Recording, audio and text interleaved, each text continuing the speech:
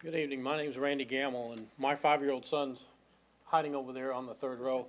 He goes to Walton, or M.M. Walton Elementary School over by Dunbar. And that school was built in 1957. It has its original bathrooms still there. They're so bad, they have to put fans in the windows to keep the stink out. We have the original single pane windows held in with lead paste. Our library today, we have 3 shelves floor to ceiling. Our technology center, it's VHS tapes. Our reference center, which they got rid of today, was 1980. The average age of the books in our library are 30 years old. We have the original books that were put in there when the school was built, and they were old then. They gave us the list today. The first one started in 1800, and then we start in the 1920s and come forward. We have a cafeteria that the doors aren't sealed to keep the rats and the mice out. The floors, the tiles are missing. You can't keep the thing clean. And what they were talking about, reporting violence.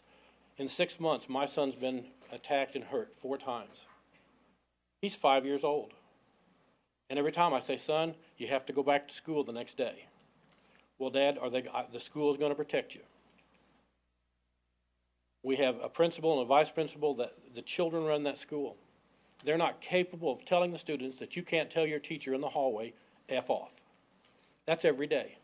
We have fights every day in that school. The 4 where he was involved, our principal didn't report him because if she reports him to the state, it becomes a violent school.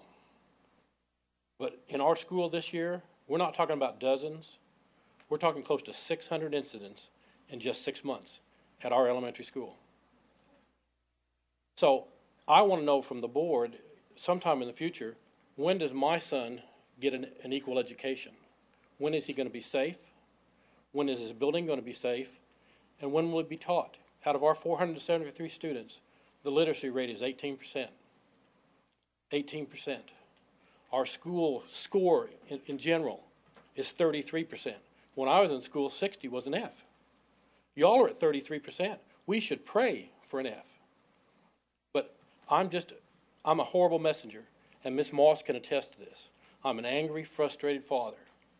And so my choice was to go to the Houston ACLU office last week and file a complaint, to ask them to bring the school board before the federal district court and explain why 50 failing schools have continued for 10 years, and how many more years is it going to continue. And if the school board of Fort Worth cannot fix these failing schools, then we need a federal judge to take the school district over and provide a safe school for my son, because tomorrow he has to go back to M.M. Walton. It's not one of, thank you.